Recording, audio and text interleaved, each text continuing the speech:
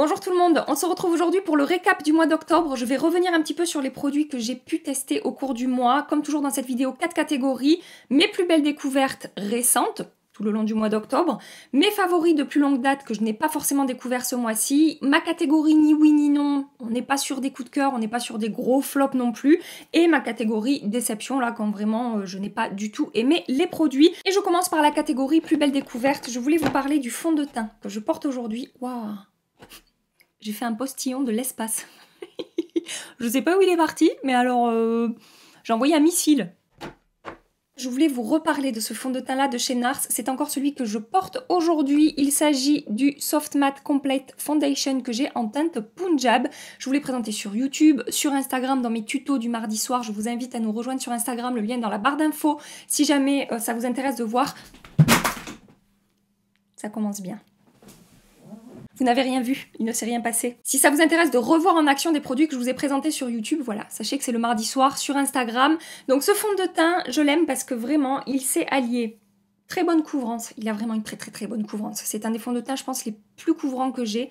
Très longue tenue, matière imperceptible au fil des heures sur la peau, ça évolue très bien et contrôle de l'excès de sébum. Par contre, attention, comme je vous ai dit dans mes différentes vidéos et sur Instagram, c'est pas forcément le fond de teint le plus facile à utiliser, il ne faut pas appliquer trop de matière. Là, ça pourrait devenir épais, ça pourrait faire de l'effet de texture, il faut vraiment bien étirer et c'est ce qui est super avec la texture de ce fond de teint, c'est qu'il est tellement pigmenté en fait qu'il s'étire à l'infini le machin. Il faut faire attention, il faut prendre le coup avec ce fond de teint et une fois qu'on maîtrise, franchement, il est super, en tout cas sur ma peau. Alors, si vous avez des plaques de sécheresse, si vous avez la peau sèche ou déshydratée, je ne vous conseille pas ce fond de teint. Ça faisait longtemps que j'avais pas, comment dire, autant aimé un fond de teint très couvrant comme ça.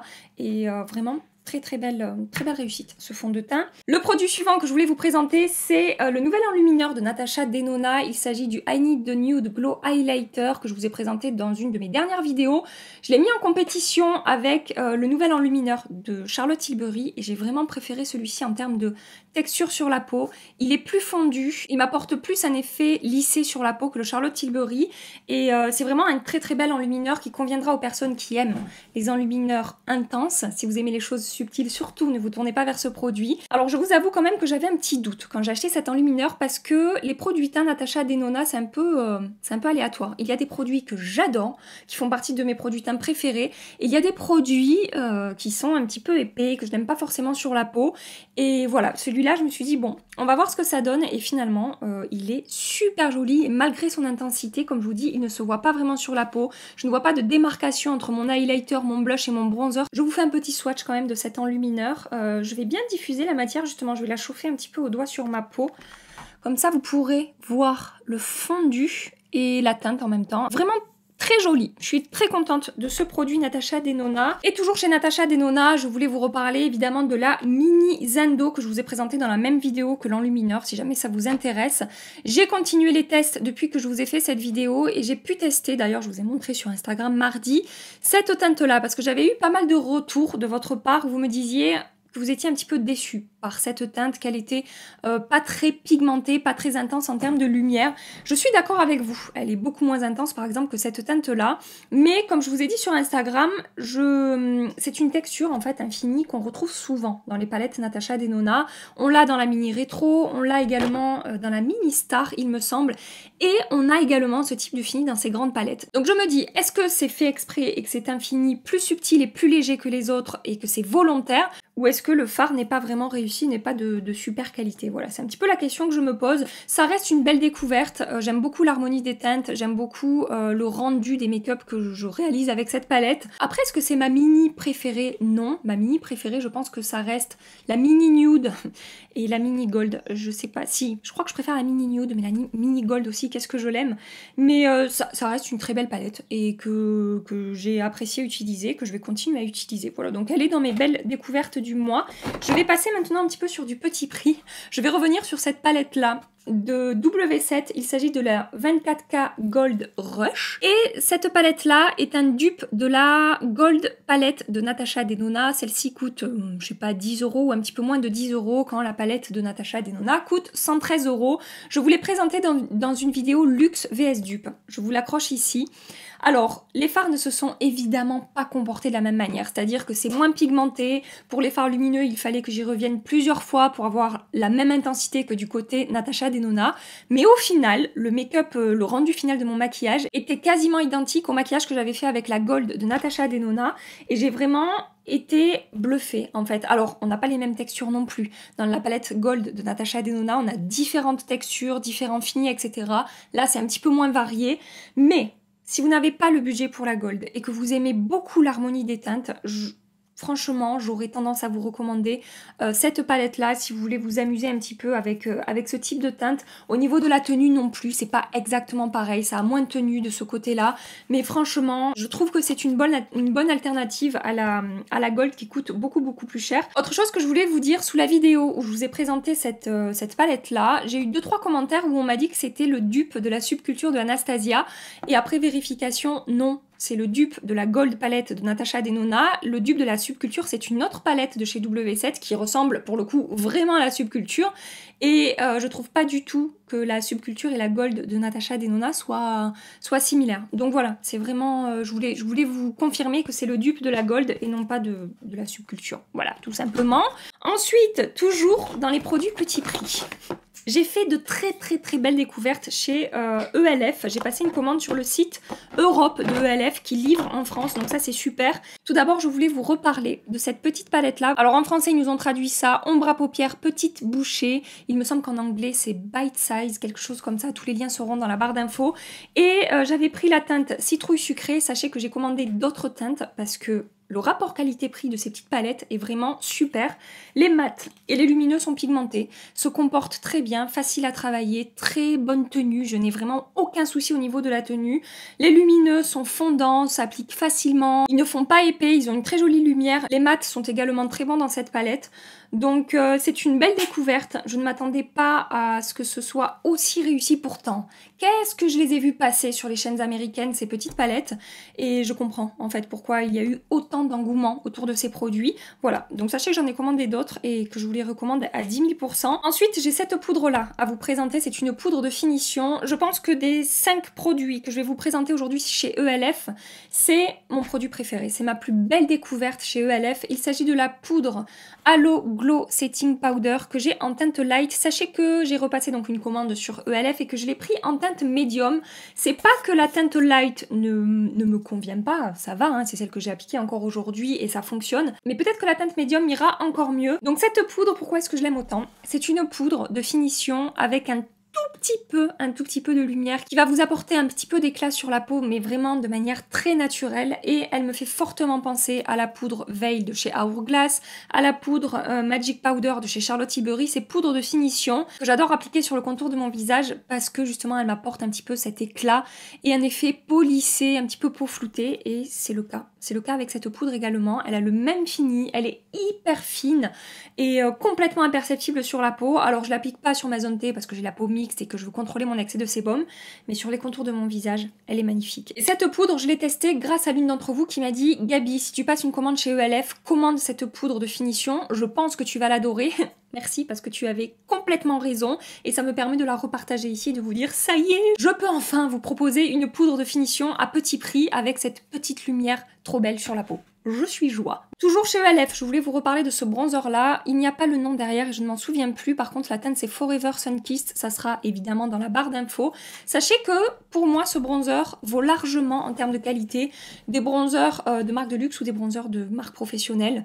La texture se travaille super bien. Elle est fine, elle se fond à la peau, elle ne fait pas de taches, de démarcation, elle est facile à étirer.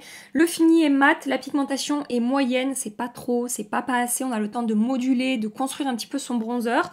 La teinte, j'adore également, c'est pas trop chaud, pas trop froid, on est vraiment sur pour cette teinte-là, en tout cas, un bronzer neutre. Ça faisait un moment que dans des marques à petit prix comme ça, je n'avais pas autant apprécié la qualité d'un bronzer.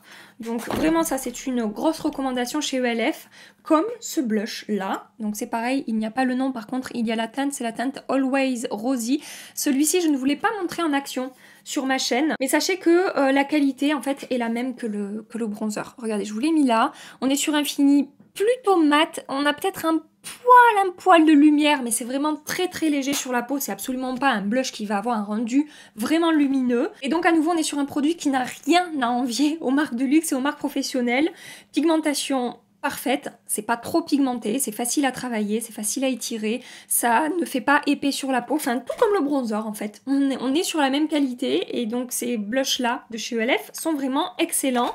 Et le dernier produit que je voulais vous présenter chez eux, c'est ce primer là, je vous l'ai montré 2 fois je crois en action sur ma chaîne. Il s'agit du Poreless Petit Primer qui est un dupe de la base tant connue Silk Canvas de chez Tatcha. Sachez qu'à peu de choses près, il performe de la même manière. La seule différence que je remarque par rapport à ce produit, au-delà de la composition évidemment, je parle du rendu sur la peau, c'est qu'il va être un tout petit peu moins lissant que le Tatcha, c'est à peu de choses près. Et mis à part ça, il fait tenir mon maquillage. Je ne brille pas plus que ça quand j'utilise ce produit alors que j'ai la peau mixte et que ce n'est pas un produit qui est censé contrôler vraiment l'excès de sébum, c'est plus un produit qui est censé lisser votre peau, flouter un petit peu votre peau et préparer la peau à l'application du maquillage. Les produits teints se sont super bien appliqués dessus, ils ont très bien tenu, pas d'effet de matière au cours de la journée.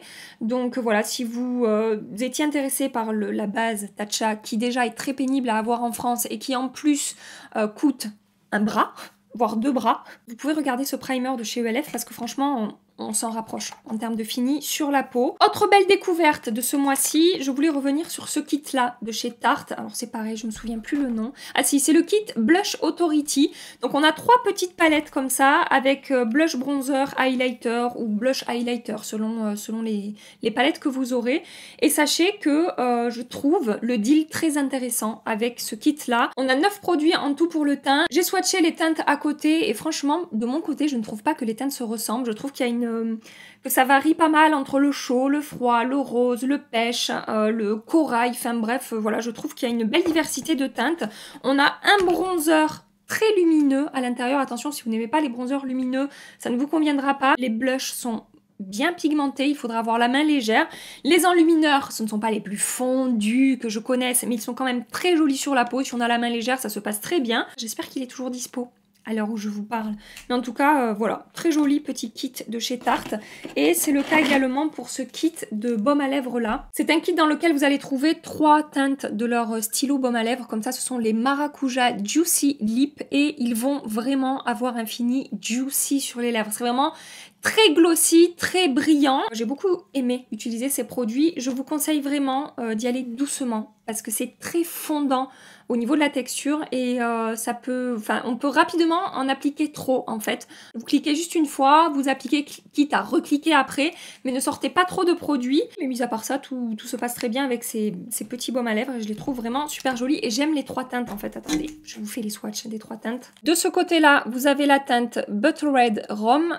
Au milieu, vous avez la teinte Holiday Spritz et ici, vous avez la teinte Mary Martini. Voilà, regardez comme c'est joli. Même les 3 teintes, franchement, j'aime beaucoup.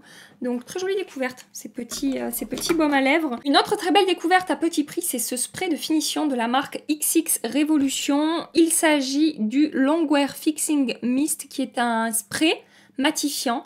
Et il fait super bien son taf. Au moment où je l'applique, vraiment, je vois qu'il y a un effet matifiant, presque un tout petit peu comme si je venais d'appliquer de la poudre en fait. Ça me fait un peu penser à celui de chez Make Up For Ever que j'aime beaucoup, qui apporte vraiment un fini poudré quand vous l'appliquez. Celui-ci un tout petit peu moins, mais quand même, je trouve qu'il il matifie vraiment très bien. Et je vois la différence quand j'utilise ce spray. Je trouve qu'il contrôle mon excès de sébum et qu'il me permet de rester mat plus longtemps au cours de la journée. Je suis super contente d'avoir découvert ce spray parce que je n'avais pas forcément de spray matifiant à prix abordable à vous proposer. Et maintenant j'en ai un.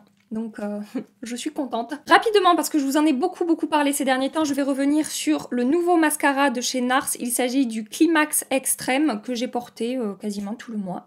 Très belle découverte ce mascara. Alors est-ce qu'il a détrôné mon Anastasia? Est-ce qu'il a détrôné mon By Terry, tout ça? Je ne sais pas. Non, pas forcément, mais c'est un excellent mascara. Après, c'est à vous de faire votre choix, comme d'habitude. Ce que j'apprécie avec ce mascara, il m'apporte beaucoup de volume, une belle longueur et il est super noir. Il est vraiment pigmenté et du coup je trouve voilà qu'il a un bel effet sur les cils et que c'est un mascara limite qui fait un petit peu effet faux cils de par sa pigmentation comme ça très noire et très bonne tenue également sur moi. Je voulais maintenant vous parler de ce duo à lèvres là de Charlotte Tilbury que j'ai acheté sur Cult Beauty. Donc on a un crayon à lèvres Lip Cheat et on a un rouge à lèvres mat. Alors il n'y a pas le nom de la gamme derrière, il y a juste la teinte. Donc pareil, ça sera dans la barre d'infos de toute façon. Et il a un fini mat porté sur les lèvres. Et donc ces deux produits sont en teinte Walk of No Shame.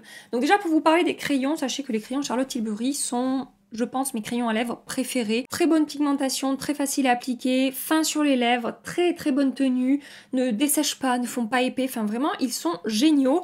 Et les rouges à lèvres Charlotte Tilbury, ce sont d'excellents rouges à lèvres. Ce ne sont peut-être pas mes préférés, mais ils sont quand même super jolis. Et donc, je vous ai fait les swatchs. Ici, le crayon, ici, le rouge à lèvres. Donc, vous pouvez voir que ça s'accorde à la perfection. Le rouge à lèvres est pigmenté, fin sur les lèvres, un fini mat, mais une texture quand même qui reste un peu crémeuse sur les lèvres, qui ne fait pas sec ou épais ou cartonneux. Donc, très agréable à porter. La tenue des rouges à lèvres mat de Charlotte Tilbury, je la trouve pas sensationnel. Ça se passe bien, mais j'ai des rouges à lèvres mat, comme celui que je vais vous présenter juste après, qui tiennent quand même un petit peu mieux. Et la teinte en fait, la teinte Walk of No Shame de ces deux produits, j'adore. Très joli ce petit duo et je suis très contente de cette teinte. Et donc, sur mes lèvres aujourd'hui, je porte un Lip Cheat crayon de Charlotte Tilbury, mais j'ai pris la teinte Iconic Nude. Et par-dessus, j'ai appliqué le Velvet Muse de Lisa Eldridge. Je vous ai également présenté ce rouge à lèvres en vidéo et j'ai continué les tests depuis et sachez que je survalide ces rouges à lèvres. Parlons du packaging, donc on est sur un packaging aimanté comme ça, donc c'est super, enfin moi j'adore, je trouve ça super chic. Et le raisin, regardez-moi ce raisin en mode velours comme ça, c'est super joli, assez original je trouve, très belle texture.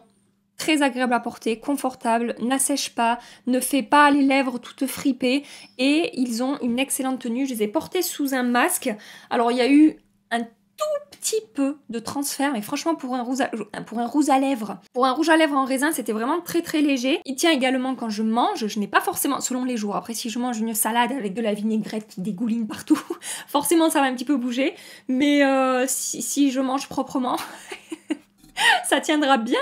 La première fois que je l'ai testé, je me suis dit, bon, au moment du repas, il faudra que j'en réapplique après manger. Et en fait, non, j'ai pas eu besoin d'en réappliquer. Très belle découverte et merci à toutes celles qui m'ont recommandé ces rouges à lèvres. Et je sens qu'il est en train de naître en moi une petite lubie, après mes lubies bronzer, mes lubies fard à paupières kaki.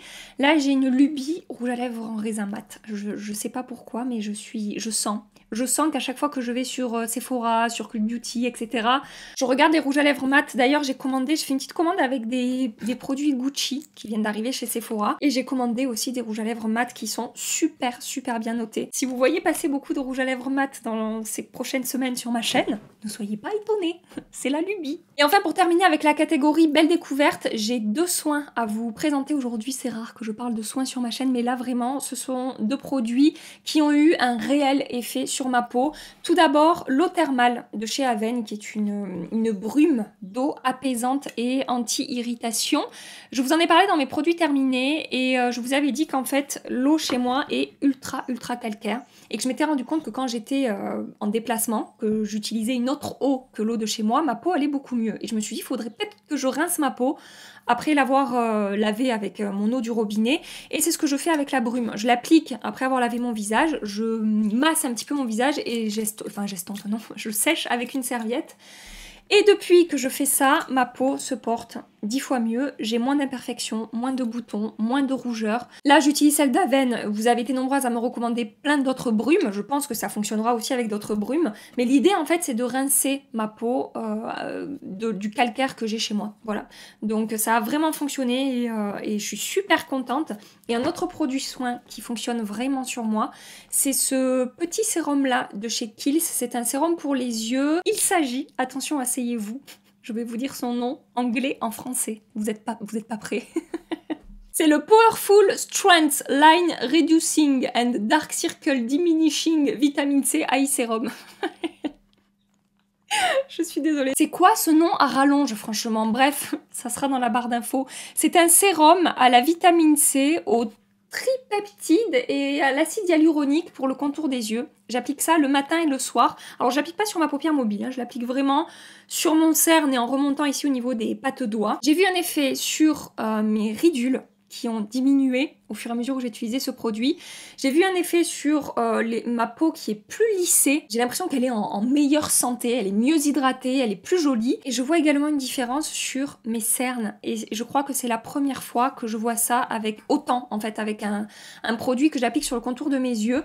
Quand je l'applique, j'ai l'impression que mes cernes se voient moins, sont moins sombres, moins marquées et que ça illumine un petit peu mon contour de l'œil et j'adore utiliser ce produit et je ne veux plus m'en passer. Et vraiment, pour que je vous dise que je ne veux plus me passer d'un produit soin pour la peau, c'est que, voilà, vraiment j'ai vu un effet sur ma peau et j'en suis super contente. Voilà. Ensuite, on va faire le tour de mes favoris du mois, que j'ai beaucoup utilisés, qui ne sont pas des découvertes, mais que j'avais envie de remettre un petit peu à l'honneur dans cette vidéo. Tout d'abord, la palette que je porte aujourd'hui sur les yeux, la Glam de Natasha Denona. Je vais pas vous en parler 20 ans, mais sachez que je continue à l'utiliser très souvent, que je continue à aimer terriblement cette palette, à adorer les make-up que je réalise avec. Je vais pas en dire plus, la qualité des fards sur moi, ça se passe très bien, les lumineux ressortent super bien, les fards sont hyper faciles à travailler, vraiment. J'adore cette palette. Et côté bronzer, j'ai continué à porter ce mois-ci cette palette-là de chez Jouer, que je vous ai déjà présentée en action et dans ma dernière vidéo favori, il me semble. C'est la palette Light to Medium Bronzer Duo que j'ai en teinte Suntan et Sunlight. Donc on a deux teintes différentes, un miroir, joli packaging cette palette. Et on est sur un fini quasiment mat. C'est pas du 100% mat, on a un tout petit peu de lumière à l'intérieur, mais c'est vraiment très léger, ça fait vraiment effet seconde peau. Et en fait, c'est ce que j'adore avec ces bronzers, c'est leur effet seconde peau, comme si je ne portais pas du tout de maquillage, de par leur texture, leur pigmentation, leur teinte. Par rapport à ma carnation, c'est très léger, sachez qu'il existe des teintes plus foncées dans ces palettes-là, si jamais vous avez la peau plus foncée que moi. Je pense que c'est la limite en fait, ma couleur de peau par rapport à cette teinte-là. Et donc justement, ce que j'adore avec ces deux bronzers, c'est leur fini ultra naturel. Le fait qu'il y ait deux teintes, vous savez que j'aime faire ça moi, j'aime mélanger deux teintes de bronzer pour que ça ait un rendu encore plus diffus, encore plus naturel et donc c'est ce que je fais en fait avec ces deux teintes, c'est celui que je porte encore aujourd'hui, je sais pas si ça se verra mais bon, je savais que ces bronzers là rencontraient beaucoup de succès et une fois de plus je comprends pourquoi. Ils sont très beaux sur la peau et quand je voulais utiliser un bronzer lumineux, j'ai utilisé ce produit là de chez Kosas, alors il n'y a pas le nom derrière, je vous le mets dans la barre d'infos, je vous l'avais présenté en teinte light et je vous avais dit que j'allais acheter la teinte médium. C'est ce que j'ai fait, mais alors attention, la différence entre la teinte light et la teinte médium est énorme. Regardez-moi ça, c'est un truc de fou. Ce serait bien qu'ils élargissent un petit peu leur gamme. Mais mis à part ce petit souci de teinte, le rendu de ces bronzers sur ma peau, mais qu'est-ce que j'aime. En fait, c'est du beurre, ces bronzers. Alors quand je dis du beurre, c'est pas du beurre gras qui dégouline dégueulasse. C'est que la texture est ultra fondante. J'ai l'impression quand j'applique ces bronzers que j'ai appliqué un produit hydratant, presque un produit qui est pas poudre mais qui est plutôt crémeux ou un petit peu mouillé sur la peau. Vraiment, je raffole de ces bronzers, c'est pareil, j'arrête pas de vous en parler en ce moment, je vous les ai beaucoup présentés au cours du mois et je crois que dans ma vidéo favori précédente ils étaient également, mais vraiment fan de ces bronzers. Toujours du côté des favoris qui ne sont pas des découvertes, le bébé crayon de Herborian et la bébé crème de Herborian que j'ai embarqué avec moi en Grèce. Donc, je vous ai déjà parlé de ces produits, ils sont très jolis sur la peau, très bonne tenue, pas d'effet de matière, contrôle mon excès de sébum, je n'ai pas besoin de faire de retouches. Mais ce qui m'a bluffé surtout avec ces produits, c'est leur tenue sous le masque. Je ne les avais pas testés vraiment jusque-là sous un masque, je l'ai fait en Grèce, et alors associé en fait avec le spray fixant que j'ai mis également dans cette vidéo favori du mois, All Nighter Ultra Matte de Urban Decay, j'ai halluciné du peu de transfert que j'avais sur mon masque au cours de la journée, c'est-à-dire que les 2 premiers tiers de la journée, j'avais quasiment pas de transfert. Et après, quand ma peau commence à produire du sébum, etc., ça transfère un petit peu plus. Mais vraiment, excellente tenue sous les masques, donc je voulais vous en reparler aujourd'hui, vous dire que pour moi c'était une bonne option et j'ai eu pas mal de retours de votre part où vous me disiez Gabi, je suis tout à fait d'accord avec toi, la bébé crème de Herborian sous le masque tient vraiment super bien. Je passe maintenant à la catégorie ni oui ni non, donc ces produits ne m'ont pas transcendé mais c'est pas non plus des gros flops. Je voulais d'abord revenir sur la palette Kaki Haze de Huda Beauty. Je vous ai fait une revue à son sujet, je vous ai un petit peu tout dit. En fait, mon avis n'a pas changé depuis la vidéo que je vous ai faite sur cette palette. C'est-à-dire que quand je l'ai utilisé, quand j'ai terminé mon maquillage, j'aime bien le rendu de mon make-up. À chaque fois, j'ai trouvé ça joli. Mais voilà, il y a certains fards qui se comportent mieux que d'autres. Il y a certains fards mat qui sont plus patchy que d'autres. Et les lumineux, bah, celui-là, par exemple, est magnifique. Mais je crois que celui-là, par exemple, il est pas non plus sensationnel. Je suis vraiment mitigée par rapport à cette palette. Et autre chose qui me dérange quand même concernant cette palette, je vous en ai parlé également dans ma vidéo de présentation, c'est que au départ, quand Huda Beauty sortait ces petites palettes comme ça, 9 fards, on avait 1,1 g par fard, ce qui était tout à fait correct. On est passé dans cette palette à 0,6 g à peu près par fard, et le prix est resté le même. Je trouve ça pas super. Voilà. Alors je sais pas, peut-être qu'elle a changé la composition de ses fards et qu'elle utilise des ingrédients qui coûtent beaucoup plus cher, j'en sais rien, hein, peut-être il y a ça. Mais en tout cas, je trouve ça limite en fait. Le fait que la quantité est quasiment diminuée de moitié et que le prix reste le même, c'est pas cool. C'est pas cool. Et une autre palette dans la catégorie ni oui ni non, c'est cette palette-là de chez NARS. C'est pareil, je suis assez mitigée. Il s'agit de la Extreme Effect Eyeshadow Palette. Si vous voulez la voir en action, je vous ai également fait une revue à son sujet. Autant il y a des fards que je trouve fabuleux dans cette palette, mais vraiment fabuleux. Comme ce prune qui est ici, là, qui est fondant, crémeux, mat, mais avec une texture, je vous dis presque crème en fait. C'est pareil pour ce noir. Ce noir-là, c'est le noir le plus intense que j'ai jamais vu dans une palette, enfin en fard à paupières en fait.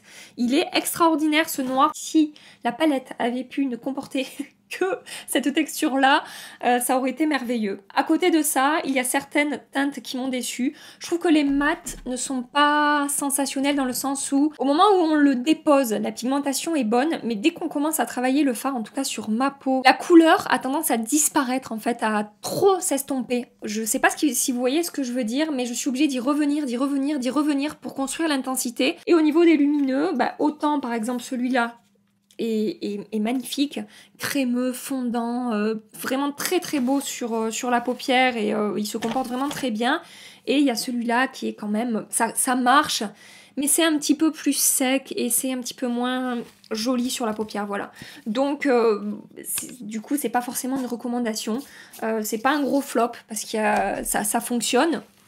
Mais j'ai été quand même déçue de certains fards. Le dernier produit dans cette catégorie ni oui ni non, j'ai beaucoup hésité à le mettre soit dans ma catégorie belle découverte, soit dans cette catégorie ni oui ni non. Et je ne suis toujours pas sûre de mon choix. Mais je vous explique. C'est le nouvel enlumineur de Charlotte Tilbury. Il s'agit du Hollywood Superstar Glow Highlighter que j'ai testé en fait en compétition avec l'enlumineur de Natasha Denona, comme je vous ai dit. Et j'ai trouvé que l'enlumineur Natasha était donc plus fondu et plus joli, plus fin sur la peau et me faisait une peau un petit peu plus lisse que le Charlotte Tilbury. Il n'empêche qu'il est très joli, mais le fait de les avoir mis en compétition comme ça, ces deux nouveautés-là, et d'avoir préféré le Natasha Denona, ben j'ai envie de vous dire que celui-ci est une très très belle découverte et que celui-ci, bien que joli, c'est pas mon préféré. Voilà. Mais pourtant, c'est pas un mauvais enlumineur. C'est pour ça que j'ai hésité. Qu'est-ce que vous en pensez? Vous l'auriez mis où, vous, à ma place? Et alors, c'est marrant parce que au niveau de la texture sous le doigt, j'étais persuadée au moment des swatchs que le Charlotte Tilbury allait être plus fondu et plus joli que le Natasha Denona. Et bien vous voyez, une fois de plus, entre les swatchs et ce qu'on voit sur la peau, ça peut être complètement différent, que ce soit pour les produits teints, pour les produits yeux, gardez ça en tête. Maintenant, je passe à la catégorie flop, et ce mois-ci, en termes de flop, à moins que j'ai oublié des produits. Depuis que je suis revenue de Grèce, j'ai toujours pas rebranché mon cerveau. J'arrive pas à me En fait, tout ce qui s'est passé avant la Grèce, j'ai oublié. Ça ne veut pas revenir. Donc s'il faut, il y a d'autres produits qui m'ont déçue. Et je ne m'en souviens pas. Bref, dans ma catégorie flop, j'ai deux poudres de finition à vous présenter. Une poudre de Révolution Pro. Il s'agit, attendez, ça va être à l'envers, mais parce que moi c'est à l'envers, la Goddess Glow Finishing Powder. Et chez XX Révolution, la Lustre Powder. Je vous montre un peu comment ça se présente. Hop, là on avait une petite houppette. Et attendez. Hop, ah ben voilà, super le packaging. Putain, fait chier. C'est pour ça qu'il y en avait partout en fait, le packaging ne tient pas bien. Voilà, donc ça se présente comme ça pour cette poudre là de XX Révolution. Et ça se présente avec une houppette, comme ça. pour la poudre Révolution Pro, et ce sont des poudres de finition qui sont censées être un petit peu lumineuses. Et malheureusement, avec ces deux poudres-là, c'est lumineux, oui, certes, mais c'est surtout pailleté et scintillant. Donc pour moi, on n'est pas vraiment sur des poudres de finition. On est surtout sur des poudres qui vont limite faire office d'enlumineur. Et même en enlumineur, je vous le verrez pas à la caméra, je pense que c'est pas assez visible pour que vous puissiez voir les micro-paillettes qu'on va voir dans ces poudres-là. Mais ça n'était absolument pas ce que je recherchais. Alors peut-être que mes attentes faussent, comment dire, mon avis sur ces poudres-là. Mais dans tous les cas, ce ne sont pas des poudres que je vais utiliser ni en poudre de finition, ni comme enlumineur. Donc pour moi, ça fait vraiment partie de flop. Et avant de vous quitter, je voulais juste vous dire qu'il y a quelques produits que je vous ai présentés ce mois-ci et que j'ai pas forcément eu le temps de retester. Donc j'ai pas d'avis approfondi à vous donner par rapport à ces produits, mais je vais le faire. Hein. C'est juste que j'ai manqué un petit peu de temps. Donc tout d'abord, il y avait l'anti-cerne de chez ELF, qui est le Camo Concealer, qui est beaucoup trop clair pour moi. Donc j'ai commandé une autre teinte et je vais continuer les tests. Ça avait été très positif quand j'avais testé ce produit, mais bon, un test ça ne suffit pas, il faut que je continue. Je n'ai pas eu le temps non plus de retester le bronzer Kiko en stick, là ça n'avait pas été très concluant, donc je veux continuer les tests et je vous en reparlerai.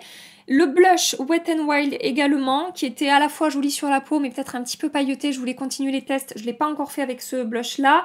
Et l'enlumineur liquide Morphe, Morphe 2, pardon, qui là pour le coup était très joli sur la peau. Pareil, je l'ai pas réutilisé, donc je veux pas en parler dans cette vidéo là, ce serait pas très objectif de ma part. Donc je vous reparlerai plus tard de ces différents produits. Et j'ai fait le tour des produits sur lesquels je voulais revenir aujourd'hui. J'espère que ça vous aura été utile, j'espère que ça vous aura guidé si vous recherchiez des avis et des revues sur certains de ces produits. N'hésitez pas à me partager vous quelles sont vos plus belles découvertes du mois et vos déceptions également du mois. J'aime bien lire ce genre de commentaires et papoter après avec vous par rapport à tout ça. J'espère vraiment que vous avez passé un agréable petit moment avec moi, que cette vidéo vous a plu. Si c'est le cas, vous pouvez la liker avant de partir et vous abonner à ma chaîne en cliquant sur le petit bouton rouge avant de partir si vous voulez continuer la suite des aventures avec nous. Et en attendant ma prochaine vidéo, je vous fais des milliards et des milliards de bisous. Prenez soin de vous et à très bientôt. Bye bye.